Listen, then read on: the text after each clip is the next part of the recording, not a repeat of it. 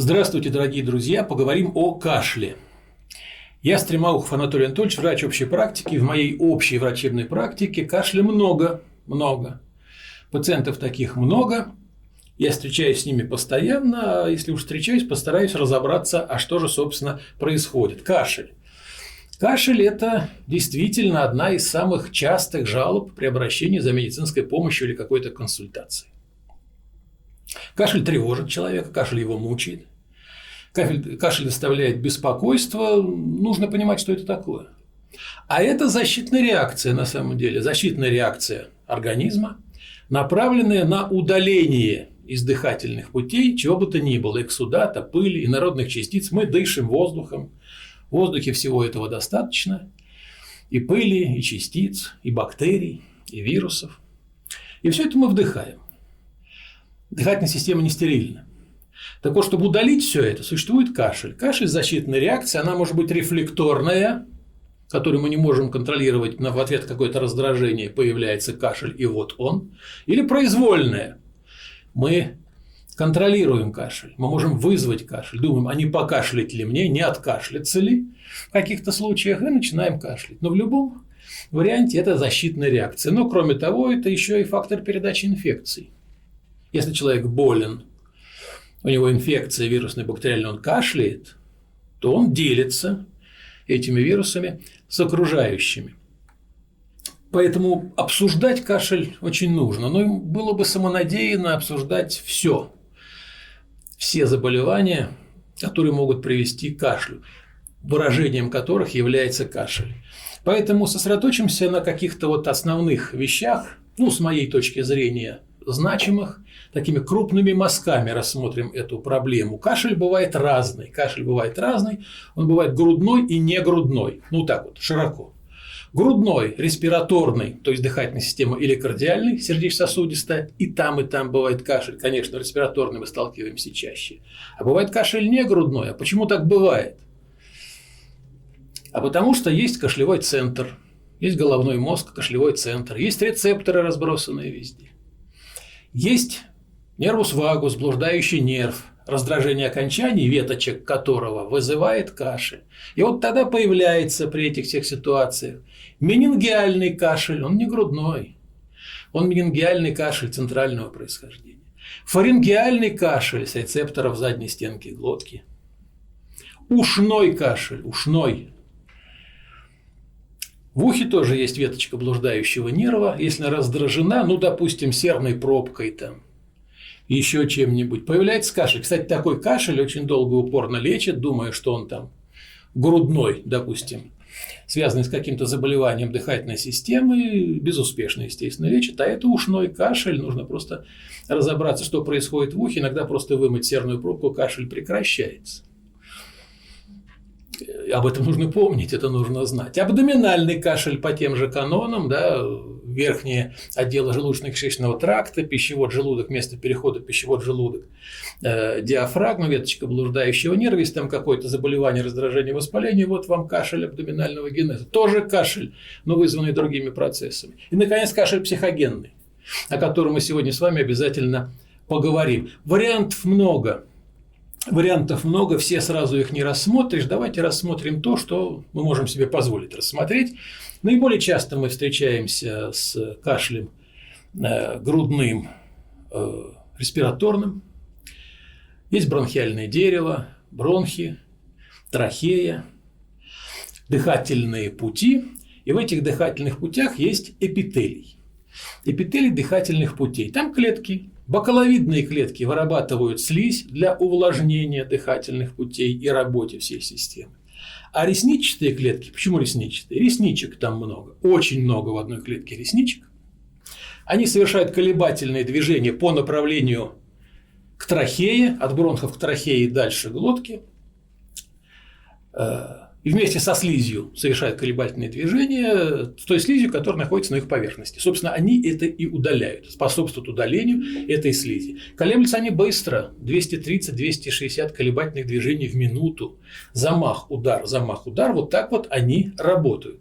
Это в норме. И если все в норме, то получается нормальный трахеобронхиальный секрет, это слизь, который продуцируется железами трахеи и бронхов, содержит клеточные элементы, обладает бактерицидным эффектом, способствует элиминации вот этих вдыхаемых частиц, клеточного детрита, продуктов обмена веществ при помощи механизма мукоцеллярного очищения. Мукоцеллярное очищение, мукоцеллярный клиренс, мы к нему сегодня еще придем, который, собственно, вот этим ресничатым эпителием и осуществляется по направлению глотки. Вот на рисунке можете посмотреть, как это происходит. В норме этого нормального трахеобронхиального секрета немного, 100 мл в сутки примерно, и он не откашливается, он проглатывается нами.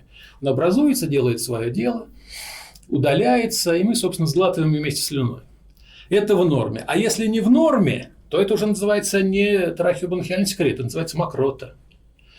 И вот там, где появляется мокрота, там появляемся мы, медики, и стараемся помочь человеку. Патологический трахеобронхиальный секрет называется мокрота. И мокроты может быть разное количество. Ее может быть мало, всего несколько миллилитров. Ее может быть очень много, до 1,5 литра в сутки полным ртом мокрота может идти. И чтобы это было, вот чтобы была мокрота, нужно, чтобы было воспаление и вязкая слизь. Собственно, вот меняет свои свойства этот секрет, появляется мокрота, и мы, собственно, вот и ориентируемся на эту мокроту, когда ставим диагноз того или иного заболевания. Потому что мокрота может быть разной, очень разной. Ну, во-первых, много-мало и разная по цвету, структуре и так далее. Вот она может быть желтая мокрота при астме и различных эозинофильных инфильтратах. Почему? Эозинофилы дают, да, появляются в мокроте и дают такое окрашивание. Мокрота может быть ржавой, допустим, при крупозной пневмонии. Когда там распадаются эритроциты, высвобождается гематин, он дает окраску мокроты. И мы понимаем, ржавая мокрота, ага, это крупозная пневмония. Желтая, допустим, астма. Розовая может быть мокрота. Розовая при диапедезном кровотечении, небольшие такие точечные микроизливания крови дают розовую мокроту. Чтобы окрасить мокроту в розовый цвет, слишком много крови-то и не нужно. Немного. Диапедезное кровотечение. А вот при пневмокониозах, допустим, угольная пыль, мокрота черная. Мы понимаем, в каких обстоятельствах она может возникнуть у людей определенных профессий. При туберкулезе, бронхоэктазах, тромбоэмболии легочной артерии, допустим, мелких ветвей, мокрота может быть с прожилками или даже сгустками крови. Кровохарканье это уже называется. При легких воспалениях, там, катаральных заболеваниях и так далее, она может быть слизистой, бесцветной, прозрачной, такой не страшной такой мокротой. А вот при альвеолярном отеке легких она уже начинает пениться, хотя еще и без запаха. А неприятный запах в мокроте, когда есть бронхит, пневмония, бронхоэктаза, туберкулез. И тогда она может быть не только с неприятным запахом, но еще и слизистой, гнойной, вязкой, много желтоватой. А вот когда зловонный запах, зеленая или желтая мокрота, это уже нагноительные процессы в легочной ткани, абсцесс, гнойный бронхит, гангрена легкого. Но это уже такие серьезные заболевания, которые к нам в амбулаторную практику и к вам в аптечную практику, вероятно, не придут. Но тем не менее, вот мокрота имеет столько много характеристик, что даже по этим характеристикам можно уже поставить предварительный диагноз и, соответственно, назначать лечение. Или, по крайней мере, вырабатывать ту тактику работы с пациентом, которая необходима. И мы всегда ориентируемся на вязкость мокроты. А вязкость определяется соотношением двух фаз. Гель и золь. Наружный слой мокроты – гель, внутренний слой – золь. Запомним слова гель и золь, мы к ним еще вернемся, когда будем говорить о нарушении мукоцеллярного клиренса. И вот по наличию и отсутствию мокроты мы всегда выделяем, а какой, собственно, кашель. Сухой кашель – нет мокроты. Непродуктивный кашель. И влажный кашель, продуктивный, есть мокрота. И это очень важное деление, потому что подходы к лечению этих видов кашля диаметрально противоположны. Мы об этом с вами обязательно поговорим. А что же является основными причинами кашля сухого? Но это в первую очередь вирусная инфекция дыхательных путей, ОРВИ на первом месте, как причина сухого кашля, сухого. Ну и вдыхание раздражающих веществ, дым, пыль, табачный дым. Коклюш, пожалуйста, у детей, да? У пожилых левожелудочковая недостаточность часто да, сердечно-сосудистые заболевания, которые вот дают левожелудочковую недостаточность, пожалуйста, кашель. Кашель какой? Сухой. Туберкулез легких в начале сухой. Интерстициальные заболевания легкого, альвеолит фиброзирующий, пневмокониоз, саркоидоз тоже может проявляться сухим кашлем. При раке легкого сухой кашель. При плеврите не только сухой, да, не только кашель, не только сухой, но еще и болезненность грудной клетки. В легких болевых рецепторов нет, все болевые рецепторы в плевре. И вот если затронута плевра, допустим, воспалительным процессом, инфекционным каким-нибудь, плеврит развивается, то тут и кашель, тут и боль. И инородное тело в дыхательных путях тоже может вызвать сухой кашель, но если это инородное тело недавно туда попало, пока что раздражает дыхательные пути, вот вам кашель. Ну, у детей часто такое бывает. А основные причины влажного кашля, ну, немного, почти те же, но немного другие. Это хронические бронхиты, хроническая обструктивная болезнь легких, вот вам влажный кашель, потому что и то, и другое идет с мокротой. Бронхиальная астма. А приступ бронхиальной астмы обязан закончиться выделением мокроты. Выделение мокроты при бронхиальной астме – это вот признак окончания приступа. Это значит, успешно лечь. При пневмониях, бронхоэктазах о них поговорим. И при тех же самых туберкулезе легких и раке легкого.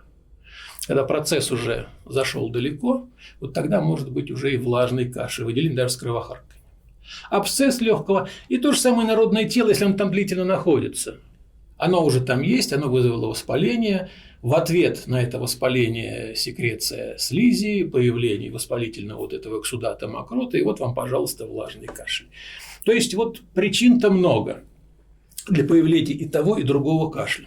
Но, как правило, чаще бывает то, что чаще бывает, а чаще бывает острая респираторная вирусная инфекция, ОРВИ, со всеми их подробностями.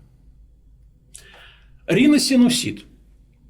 При ОРВИ стекание слизи из полости носа по задней стенке глотки провоцирует кашель. Ларингит, само собой разумеется, острый бронхит, естественно, курение – самые частые причины, с которыми нам приходится сталкиваться. Если мы говорим не о кратковременном кашле, недавно возникшем, и вот он, да, только есть, а о длительном кашле, который уже беспокоит пациента довольно давно, это хронический бронхит. Вообще при хроническом бронхите длительность кашля – это диагностический критерий. Мы можем ставить диагноз хронического бронхита только тогда, когда кашель не меньше 3 месяцев в году. Согласитесь, это много. Ну, не подряд, допустим, да, но 3 месяца в год суммарно человек кашляет. Хронический бронхит. У курильщиков часто бывает. Ну и лекарственные препараты, провоцирующие кашель. Ну, это всем известные ингибиторы АПФ. Это побочный эффект этих замечательных препаратов, но вот, к сожалению, бывает у некоторых пациентов и так. И тогда мы вынуждены заменять этот препарат на препараты аналогичные, но не обладающие такими свойствами, как вот вызывать кашель или покашливание такое. Это, кстати, порошки для ингаляции тоже. Вот. Есть некоторые средства, порошки для ингаляции при астме той же самой, которые сами по себе могут вызвать кашель. Не потому, что заболевание, да. Мне некоторые пациенты на это жаловались, говорят, мне назначили там такой-то лекарственный препарат в порошках для ингаляции, а я ингалирую и закашливаюсь. Не очень хорошо, конечно, получается. Это как правило. Иногда причина кашля может быть из-за гастроэзофагеального рефлюкса или каких-то психических нарушений. Об этом тоже поговорим. Ну вот, вернемся к риносинуситу и затеканию слизи по задней стенке глотки. Вот так называемый постназальный синдром, или постназальный дрип-синдром, или постназальный затек, он так и называется.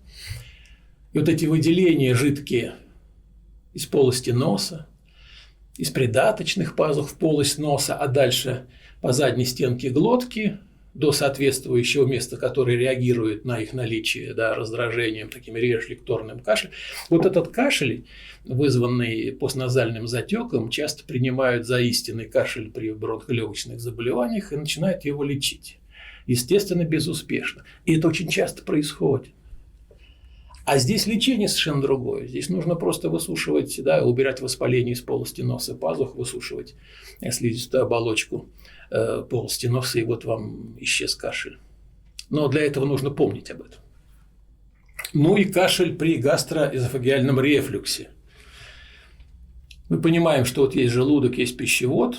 Место перехода пищевода в желудок, там находится сфинктер, нижний пищеводный сфинктер. В норме он закрыт. И поэтому содержимое желудка, а оно кислое, в пищевод не попадает. Если сфинктер открыт, при некоторых заболеваниях, состояниях, которых, кстати, не так уж и мало, то тогда кислое содержимое желудка попадает в пищевод, а его там быть не должно. Пищевод не приспособлен к кислому содержимому. Желудок кислоту выдерживает, пищевод его оболочкой не выдерживает. И вот тогда начинается воспаление. И чем выраженнее вот этот вот заброс, тем более вероятен вообще внепищеводное, да, проявление болезни, тем более вероятен кашель. Потому что кроме нижнего сфинктера пищеводного есть еще и верхний сфинктер, и если он тоже несостоятелен, это содержимое, допустим, когда человек лежит или при каких-то других обстоятельствах низко наклонился, допустим, забрасывается еще выше до уровня глотки, а иногда до уровня носа глотки, тогда возникает кашель. Кстати, и отиты тогда могут возникать, потому что там, да, выходные отделы евстахиевых труб могут поражаться той же самой кислотой и вызывать соответствующую симптоматику. То есть высокий гастроэзофагальный рефлюкс тоже провоцирует кашель, и об этом нужно помнить. Причин для провокации кашля много. И надо понимать, что не весь кашель легочный или бронхолегочный. Есть другие причины. Поэтому прежде чем назначать что-то или рекомендовать что-то человеку, нужно просто разобраться, что это. А разобраться можно даже по характерным особенностям этого кашля. И характерные особенности кашля позволяют выяснить его причину, ну хотя бы приблизительно. Ну давайте об этом поговорим, это, так сказать, да, разовьет наши с вами клинические навыки. Ну, во-первых, такая характеристика, как звучность и интенсивность кашля.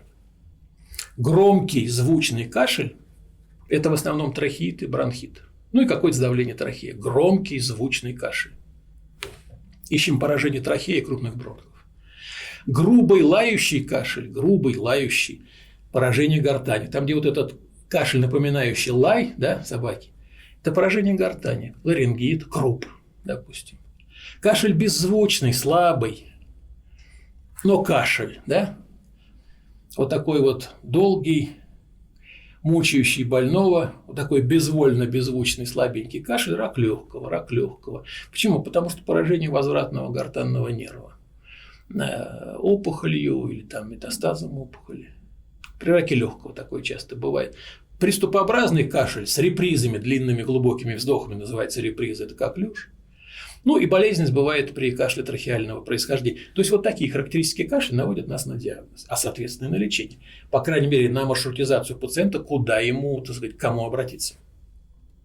Время появления кашля очень важно. Кашель ночной, кашель утренний. Вот ночью кашляют астматики. Ну, где-то с 2 до 5. Вот ночь, с 2 часов ночи, где-то до 5, ну, почти утра, да, с 2 до 5. Это характерное время для астматических приступов. Астматики кашляют, потому что кашель – это эквивалент бронхоспазма. То есть, вот бронхоспазм может проявиться там свистящим дыханием, удушьем, одышкой, а может проявиться кашлем. Кашель – эквивалент бронхоспазма. Поэтому, когда есть кашель, можно предположить, что это, так сказать, да, и бронхиальная астма. Ночью риносинусит дает о себе знать. Опять-таки, человек лежит, затекание по задней стенке глотки облегчается, да, из носовой полости. Вот вам кашель. Хронический бронхит кашляет ночью, ну и коклюш тоже. А утром кашляют бронхоэктазы и гастроэзофагальный рефлюкс, ну, допустим. Почему? Потому что появляются факторы, провоцирующие кашель, а это изменение положения тела. Вот при бронхоэктазах, вот здесь на рисунке они изображены, они бывают разные. Там накапливается мокрота, слизистая, гнойная в основном. Гнойная такая воспалительная субстанция неприятная. Вот она накапливается, лежит, человек просыпается, изменяет положение тела, привстает, встает, она перемещается в другие отделы бронхиального дерева, раздражая их, вызывает кашель. Вообще, чтобы ликвидировать, да, эвакуировать мокроту из бронхоэктазов, существует такой способ, называется постуральный дренаж. Изменение положения тела способствует выходу мокроты из этих мешочатых образований, бронхоэктазов и, собственно, эвакуации ее с помощью кашлевого рефлекса. Ну и при абсцессах легкого такое бывает. Прием пищи провоцирует кашель, да, это уже при заболеваниях верхних отделов желудочно-кишечного тракта, при грыже пищеводного отверстия диафрагмы, пожалуйста, вот, да, прием пищи, выскочила грыжа, появился кашель. При дивертикулах пищевода прием пищи наполнился дивертикул, нужно эвакуировать, вызвал кашель. Ну и редко, но бывает при пищеводно-трахеальных свищах, когда между пищеводом трахеей вот был какой-то воспалительный процесс или травма, образовался такой свищ.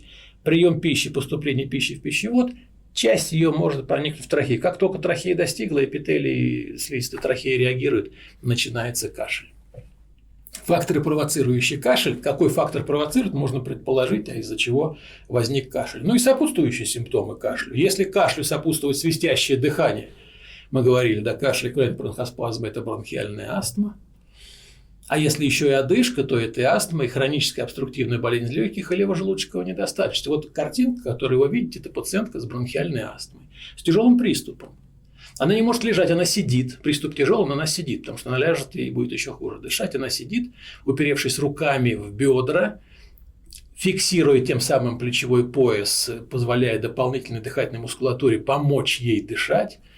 Главные дыхательные мышцы диафрагма, межреберные включаются, помочь дышать. И вот этот кашель, который у нее приступ бронхиальной астмы, это кашель, свистящее дыхание, одышка. Вот вам такой пример и характерный вид человека с этим состоянием. Отдельного внимания заслуживают еще, так сказать, две категории наших с вами пациентов. Это дети и подростки и пожилые люди. Вот дети и подростки, кашель у детей и подростков. Грудные дети кашляют. Ну, наиболее часто из-за аспирации молока. При кормлении, таком несколько торопливом таком кормлении, мало ли что происходит, но такое бывает, кормление в непривычных иногда местах, или голодный ребеночек начинает аспирировать молоко, кашляет. Очень часто. Дети младшего возраста, это груднички, дети младшего возраста познают этот мир, все тянут в рот, и очень часто, ну, помимо крупа, очень часто инородное тело в дыхательных путях, мелкие игрушечки из разных вот частей игрушек, с которыми они контактируют. Вот есть некоторые очень популярные такие вещи, состоящие из мелких таких компонентов, конструкторы всякие там и так далее. Очень часто попадают в дыхательные пути и вызывает кашель детей младшего возраста. Дети младшего школьного возраста уже поумнее, они не все тянут в рот, но они страдают теми же самыми заболеваниями, что и взрослые. То есть кашель у них – это и бронхиальная астма, и бронхит, и пневмония, и тут нужно разбираться. Подростки. Подростки самоутверждаются, и как эквивалент взрослости и взрослого поведения у них идет курение обычно. Идет курение. Курение такое иногда обильное, неумелое, и провоцирующий кашель, раздражающие дыхательные пути, провоцирующий кашель. Кашель у подростков – это курение в основном. Ну и поскольку подростки – это масса комплексов, это еще и психогенный кашель, о нем обязательно поговорим. Вот курение, психогенный кашель – это подростки, на что обращать внимание. Согласитесь, что вот кашель как симптом, вот давайте что-то его полечим, в этих ситуациях не требует тех привычных методов нам лечения, медикаментозного, там, препаратами, влияющими на кашель, для того, чтобы справиться с этой ситуацией. Здесь совершенно другие ситуации. А кашель внешне, казалось бы, тот же. И вот кашель у пожилых – это тоже такая тревожная категория населения. Пожилые страдают теми же заболеваниями, что и не очень пожилые, но эти заболевания протекают у них тяжелее и лечить их сложнее. Если у них есть инфекции дыхательных путей, то это инфекции такие тягучие, неприятные, и с кашлем в том числе. Если уж у них бронхит, то обычно застарелый, и это кашель. Если у них заболевание сердца, а это очень часто, сердечно-сосудистые заболевания с развитием левожелудочковой недостаточности, это тоже кашель, да, там по малому кругу. Ну и не пропустить, вот специально выделяю рак легкого, да, вот на картиночке, на рентгене, да, рак легкого. Поэтому, если пожилой человек закашлялся, особенно так долго, тягуче, беззвучно и слабо, то это может быть рак легкого. Не часто там, не каждый день встречается, но помнить об этом нужно. Поэтому, если кто-то из ваших знакомых, там, родных, близких, не дай бог, конечно, чтобы такое было, ну, так ушки надо держать настороже. Или там кто-то обратился к вам за консультацией. Мы же с вами в медицине работаем. Всякое бывает. Это вот такие контингенты пациентов. Ну и, наконец, то, что я вам обещал поговорить о психогенном, он же нейрогенный кашель. Это очень интересная штука. Это тоже кашель. Это тоже кашель, и внешне он такой же, как и при каких-то, допустим, заболеваниях, но к заболеваниям он не относится, он психогенный. Ситуационный иногда такое нервическое покашливание. Ну, вариант такого нестрашного нервического покашливания – это там на экзамене кто-нибудь покашляет при ответе на вопрос, замнется немножечко. Перед началом спектакля в театре, перед открытием занавеса, сидит полный зал, все замерли в предвкушении. Если кто-нибудь покашлял, то обычно кашель проходит через весь зал, каждый покашляет. Такое нервическое, срабатывает вот этот вот, да, рефлекторный механизм. Но это не страшно. А вот если такой действительно развернутая картина психогенного кашля, а этот кашель, как правило, сухой, громкий, напоминающий крик диких гусей, очень своеобразный звук, крик диких гусей. Или звук можно сравнить, вы знаете, большое начальство иногда едет на машинах с такими своеобразными сиренами, такими крякалками, да, вот эти крякают, тут дикие гуси. Вот эта крякающая сирена на машинах там полицейских, начальственных, на скорой помощи иногда машины.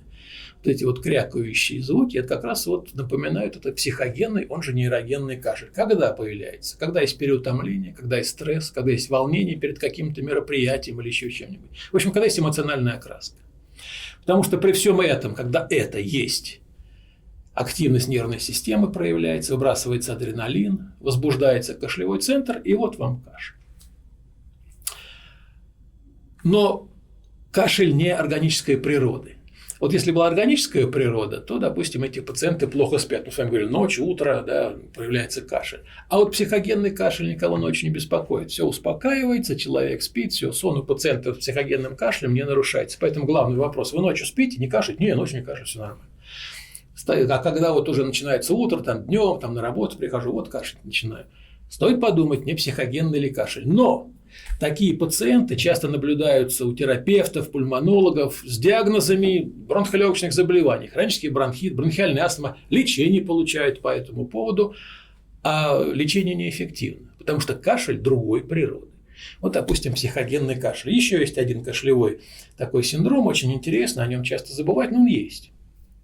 Это кашлево-обморочный синдром, еще называется синдром Шарко.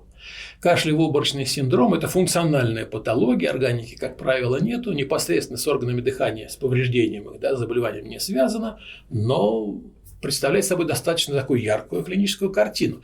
А это потеря сознания на высоте приступа кашля. Закашлялся человек и потерял сознание. Не на час, не на два, там, на несколько секунд иногда. Ну, так сказать, да, выпал в осадок в это время.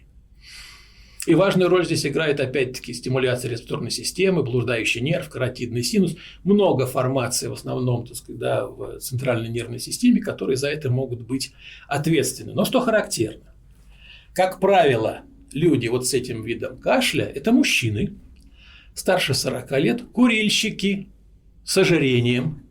И вот эти курящие полные, да, мужчины громко смеются и громко тяжело кашляют. Вот такой громкий смех и громкий кашель у мужчины старше 40, курильщика с ожирением, может привести к кашлево-обморочному синдрому. На высоте кашля они теряют сознание, кратковременный обморок, может даже иногда судорожные подергивания. При этом наблюдается при таком массивном кашле цианоз лица, набухание шейных вен. В общем, угрожающий такой устрашающий вид принимать. Окружающий, да и сам пациент очень пугается этого, а его родственники тем более. Вот это кашлево-обморочный синдром, о котором тоже нужно помнить, это тоже кашель, и бороться с ним, а как? Отказываться от курения и начинать худеть, собственно. Других способов при этом нету. Ну и проверьте на то, что нет ли там еще каких-то дополнительных факторов, которые могут к этому кашлево-обморочному синдрому привести. Таким образом, мы с вами видим, что кашель, ну, это такая многоликое, да, многоликое такое явление, и работать с ним нужно очень аккуратненько. Но мы с вами в наших иногда условиях стесненных, ну, допустим, моих побольше возможностей, ваших поменьше, мы работаем с кашлем, который нужно как-то охарактеризовать. И мы его характеризуем как сухой и влажный. Помните, мы об этом говорили? И как раз на этом основаны принципы работы с кашлем. Сухой он или влажный? Вы спрашиваете об этом у пациента, у того, кто обратился к вам за консультацией, сухой или влажный. Потому что принципы какие? Сухой кашель мы подавляем, его не должно быть. А влажному кашлю мы помогаем. Сухой подавляем, влажному помогаем. Примеры. По поводу сухого кашля. Вот есть такая штука, называется трахеобронхиальная дискинезия. Человек переносит или перенес острое респираторное вирусное заболевание, инфекцию. Там поражается слизистая оболочка дыхательных путей. Вот вирусом поражаются эти клеточные массивы, там просто вот участки воспаленной, раздраженной, поврежденной слизистой оболочки дыхательных путей. И там значительно пониженный порог возбудимости рецепторной части этой оболочки, в основном в мембранозной части трахеи.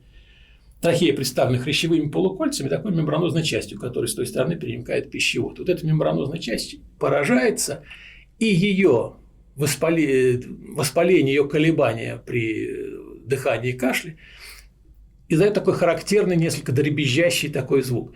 Называется он трахеобронхиальная дискинезия или астматическая дискинезия. Основным проявлением является кашель. И человек, только что перенесший ОРВИ, вроде все нормально, ничего больше из носа не течет, горло не болит, там уши не болят, температура нормальная, а кашель есть. И вот он приходит к врачу, к вам приходит, говорит: я вот вроде переболел, а вот кашель остался, дайте мне что-нибудь такое, чтобы я вот как откашлялся как следует. И потом, значит, об этом забыл. Не получится так, потому что кашель в этих случаях сухой, обусловленный поражением слизистой. Каждый кашлевой толчок последующий еще больше повреждает эту уже поврежденную слизистую оболочку. Вот в чем дело. И стимуляция этого кашля ни в коем случае не нужна. Ни в коем случае не нужна.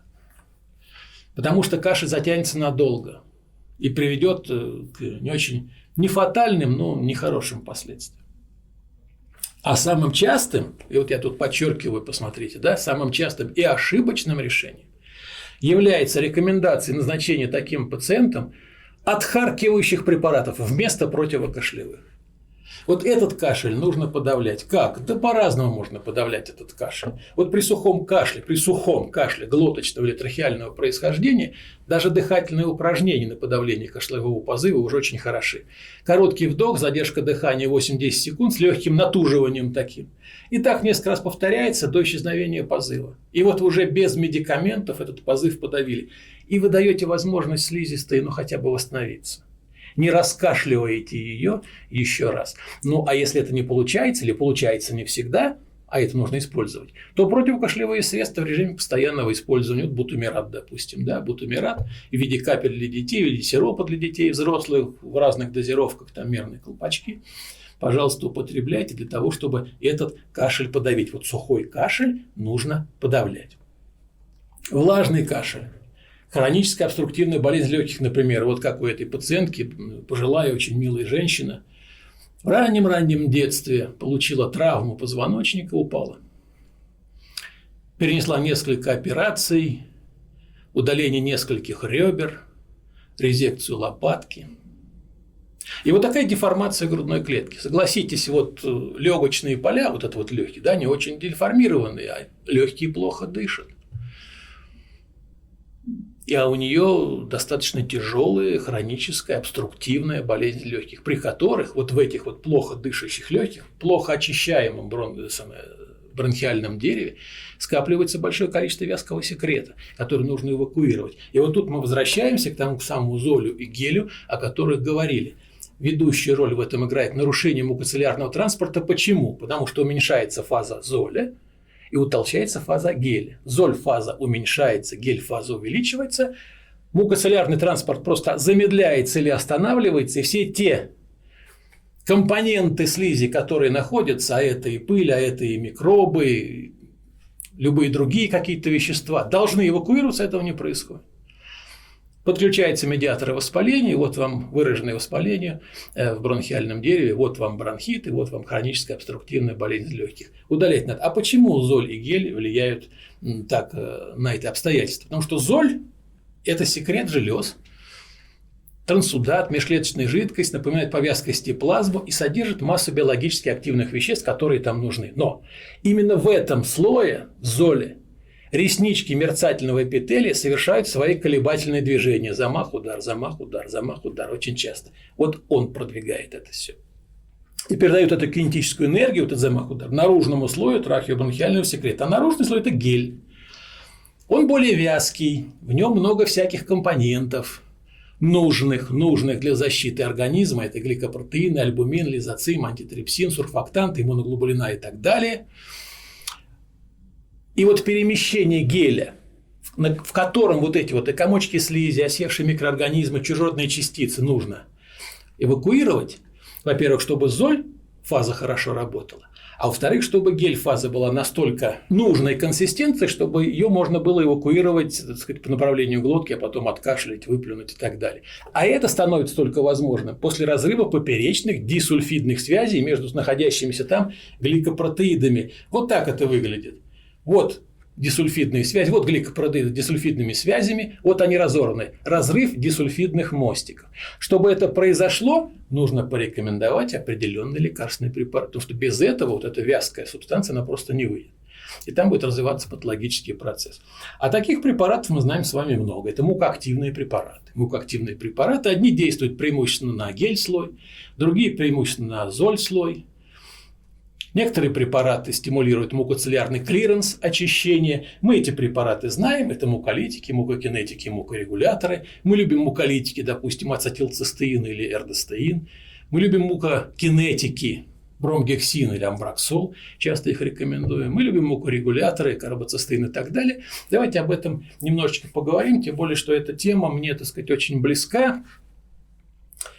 Потому что лет 30, а то и больше назад, это вот начало 90-х, непростые годы, но, тем не менее, в нашу страну стали поступать препараты такого вот разнообразные лекарственные вещества, в том числе и препараты вот этой группы, и мне приходилось тогда еще молодому доктору заниматься клинической апробацией этих препаратов перед тем, как они будут зарегистрированы у нас и, так сказать, доступны в аптечной сети. Я этим много занимался, поэтому я эти препараты люблю использовать, когда это нужно. Ну и хочу поделиться с вами некоторыми наблюдениями по этому поводу. Там амбраксол. Амбраксол – замечательный препарат, способствует нормализации функций секреторных клеток и мерцательного эпителия слизистой бронхи. Восстанавливает эффективный уровень мукоцеллярного транспорта. Способствует выделению мокроты. Назначаем его и ждем от него положительного эффекта. Так, собственно, и происходит. Бромгексин. Бромгексин препарат тоже хороший, он принимается внутрь, и из бромгексина образуется амбраксол. Да? А амбраксол делает то же самое, уменьшает вязкость секрета бронхиальных желез, восстанавливает мукоцеллярный клиренс, стимулирует синтез эндогенного сурфактанта, способствует очищению дыхательных путей. Учитывая то, что, сказать, бромгексин как бы предшественник амбраксол, бромгексин препарат очень хороший, но амбраксол можно назначать в дозировках и кратности, которые вот, рекомендуются инструкцией препарата. А бромгексин лучше сразу назначать с максимально разрешенных количествах, потому что ему нужно еще, так сказать, да, вработаться в эту систему, поэтому в начале лечения бромгексин назначаете много, в пределах дозволенного, да, сразу максимально. Потом можете потихонечку идти. Но сначала нужно его назначать, так сказать, щедрой рукой. Тогда он хорошо сработает, и, собственно, все это приведет к желаемым результатам. Карбоцистеин. Карбоцистеин снижает вязкость бронхиального секрета и отделяемость придаточных пазух носа, кстати, тоже для того, чтобы ликвидировать это. Там облегчает хождение мокроты и слизи, уменьшает кашель, замечательный препарат, регенерирует слизистую оболочку, нормализует структуру и деятельность ресничного эпителия, что, собственно, нам от него и нужно, и восстанавливает защитные свойства слизистой. Любимый нами, мной, по крайней мере, ацетилцистеин, очень много с ним работал.